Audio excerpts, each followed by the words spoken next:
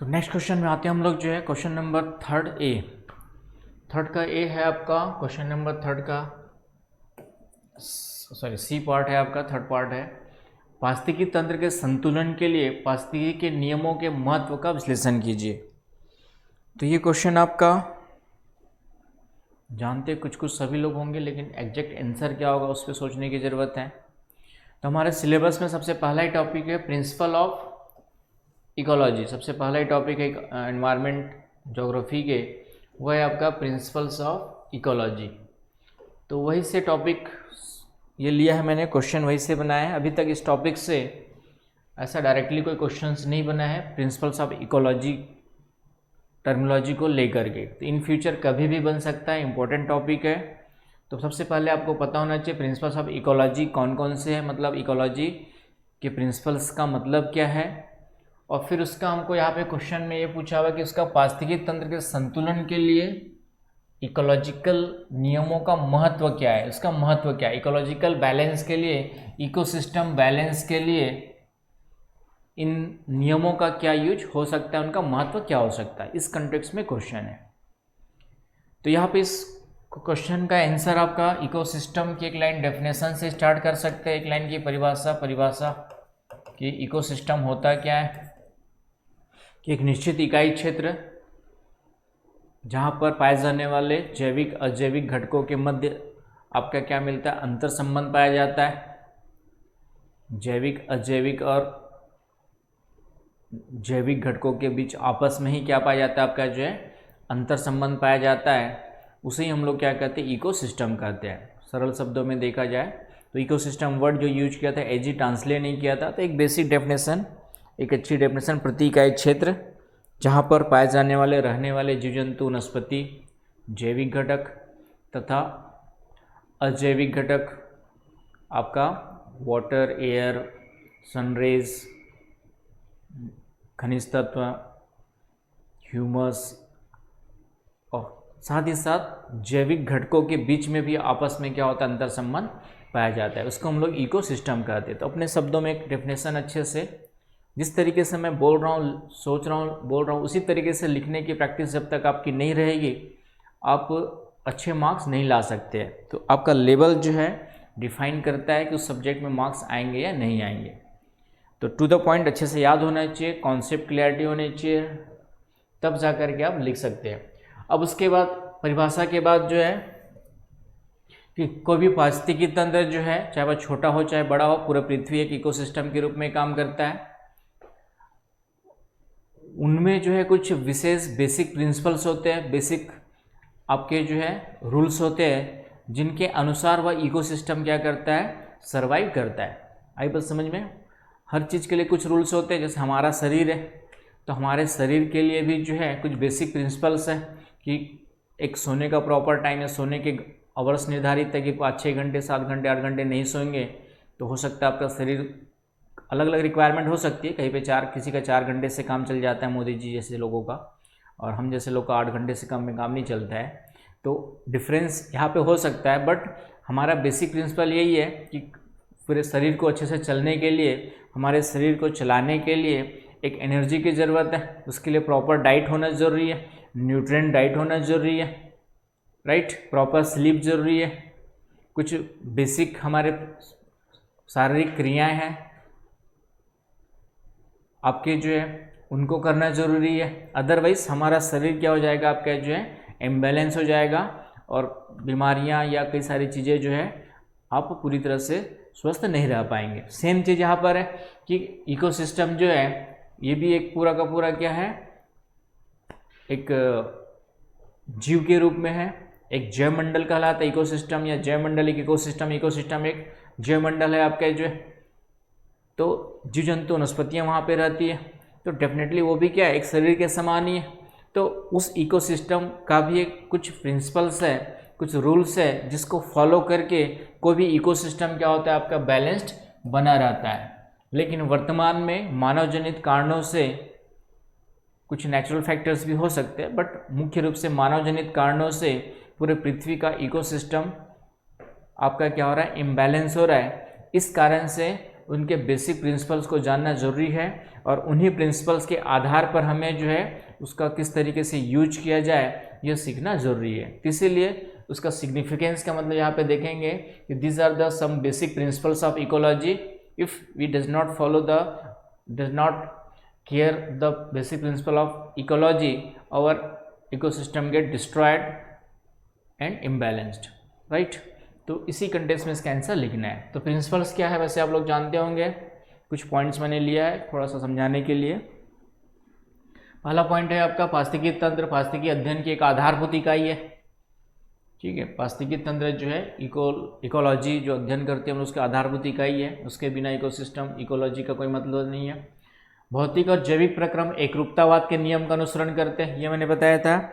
एकरूपतावाद के नियम का मतलब ये है, प्रिंसिपल ऑफ यूनिफॉर्मिटेरियन का मतलब ये है कि जो भौतिक हो चाहे जैविक प्रक्रम हो, पिछले इतिहास में भूगर्भिक इतिहास में कार्यरत थे, वो आज भी क्या है आपके जो है सक्रिय है। उनकी तीव्रता में अंतर हो सकता है तो उनका वो अनुसरण करते हैं। अर्थात खाद्यान्न श्रृंखला पहले भी चलती थी, आज भी चल रही है। भूकंप ज्वालामुखी क्रियाएं पहले भी होती थी, आज भी हो रही है, राइट। तो एक एकरूपतावाद का नियम वह जो है निरंतर यहाँ पे भौतिक एवं जैविक प्रक्रम के कंटेक्स्ट में निरंतर सभी जीवित जीव तथा भौतिक पर्यावरण आपस में प्रतिक्रियाशील होते हैं, अर्थात एक दूसरे के साथ प्रतिक्रिया करते हैं, एक दूसरे को प्रभावित करते हैं और प्रभावित भी होते हैं। तो ये बेसिक चीज़ें आप लोग जानते हैं। आप भी रहते हैं तो एनवायरनमेंट से कई सारी चीज़ें लेते हैं, शुद्ध हवा नहीं मिलेगी, शुद्ध हवा लेते हैं, पीने का पानी लेते हैं और कई सारे खाद्यान्न चीज़ें नहीं मिलती है, हमें इकोसिस्टम से मिलता है और हम उसको क्या करते हैं फिर प्रभावित भी करते हैं। तो हमने कुछ ज़्यादा प्रभावित कर दिया इसलिए इम्बैलेंस है। ये तो मानव की बात होगी, लेकिन जीव जंतु भी जो है पूरी तरह से एनवायरनमेंट पर ही डिपेंड होते हैं।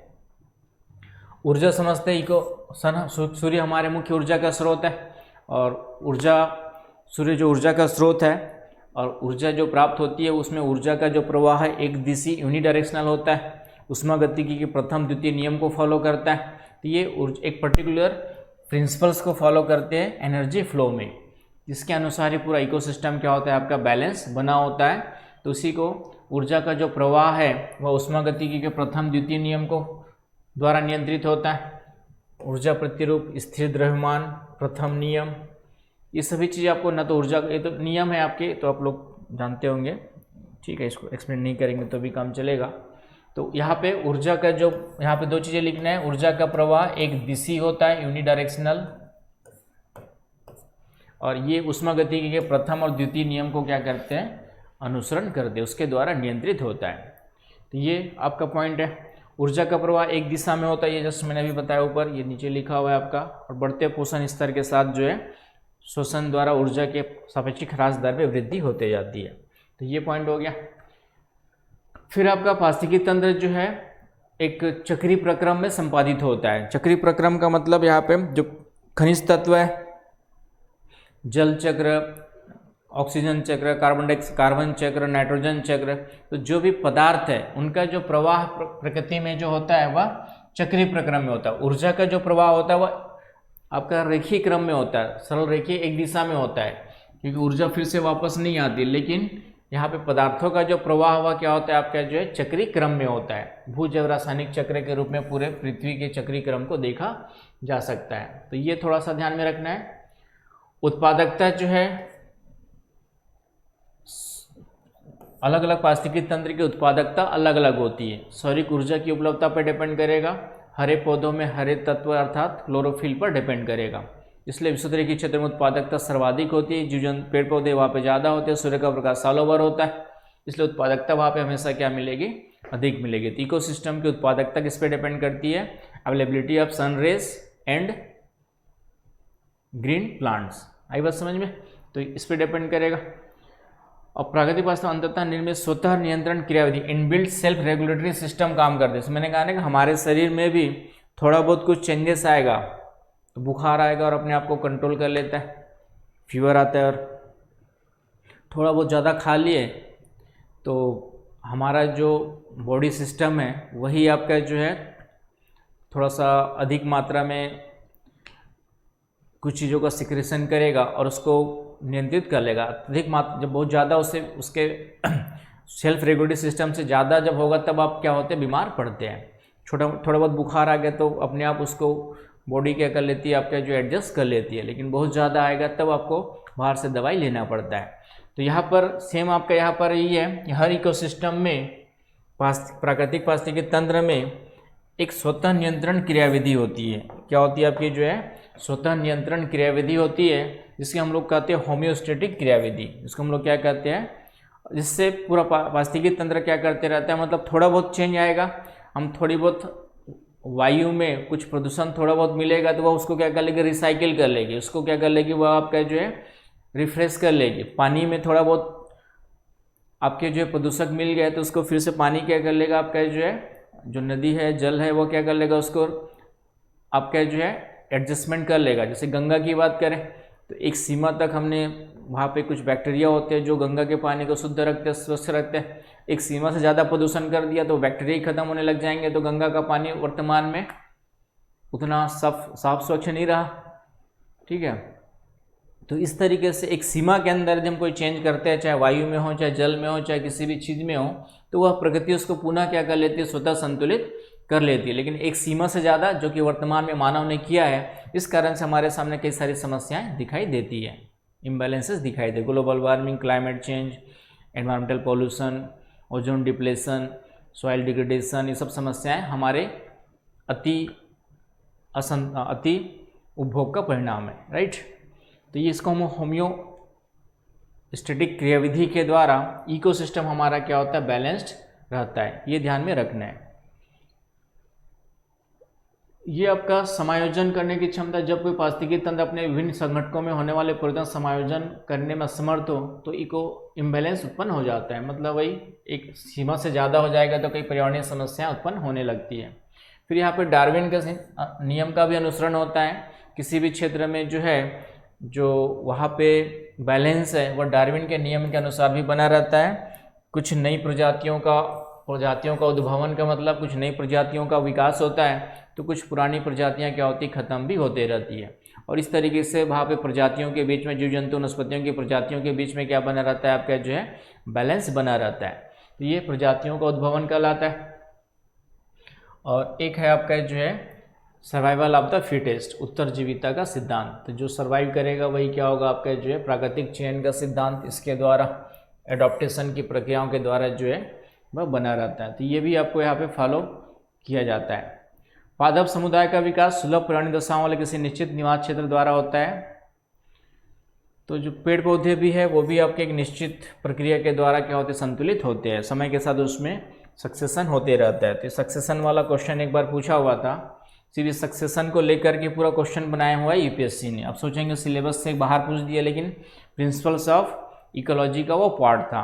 तो ये आपका है पादप समुदाय द्वारा विकास सुलभ पर्यावरणीय दशा वाले किसी निश्चित निवास क्षेत्र द्वारा होता है, जो 5 अवस्थाओं में संपादित होता है। वनस्पतियों के विकास के 2 अनुक्रम होते हैं, प्राथमिक अनुक्रम तथा द्वितीयक अनुक्रम, प्राइमरी सक्सेशन। तो ये पूरा कॉन्सेप्ट है आपका जो है इकोलॉजिकल सक्सेशन जिसको हम लोग कहते हैं। तो जो प्लांट कम्युनिटी है इकोलॉजिकल सक्सेशन के थ्रू क्या करके रखती है, आपके जो है एनवायरमेंटल कंडीशंस में अपने आप को अडॉप्ट करके रखती है। क्या होता है डिटेल पढ़ेंगे तो आपको पता चलेगा। मनुष्य पर्यावरण में परिवर्तन करने का सक्रिय कारक है। जानती हैं आप लोग जो है कि मेन पर्यावरण को छेड़छाड़ करने वाला कौन है, हम सब लोग हैं। तो ये कुछ बेसिक प्रिंसिपल्स है इकोसिस्टम्स के। अब इस बेसिक प्रिंसिपल को यदि हम ध्यान में रखते हुए कोई भी विकास की रणनीति बनाते हैं, अभी तक हमने क्या किया कि विकास की रणनीति या विकास की प्रक्रिया में इन बेसिक प्रिंसिपल की अवहेलना की और इन हद से ज़्यादा हमने प्रगति का, पर्यावरण का, इकोसिस्टम का क्या किया, एक्सप्लॉयटेशन किया, दोहन किया, जिस कारण से आज हमें जो है कई सारे पर्यावरणीय समस्याओं का सामना करना पड़ रहा है। कई सारी प्रजातियां पृथ्वी पर से समाप्त हो चुकी है, कई सारी होने के कगार पर है और इसका इम्पैक्ट मानव पर भी पड़ रहा है। कई सारी बीमारियों में वृद्धि हो रही है। तो इसको संतुलित तभी किया जा सकता है जब हम बेसिक प्रिंसिपल्स ऑफ इकोसिस्टम को क्या करें, फॉलो करें, उसको ध्यान में रखें।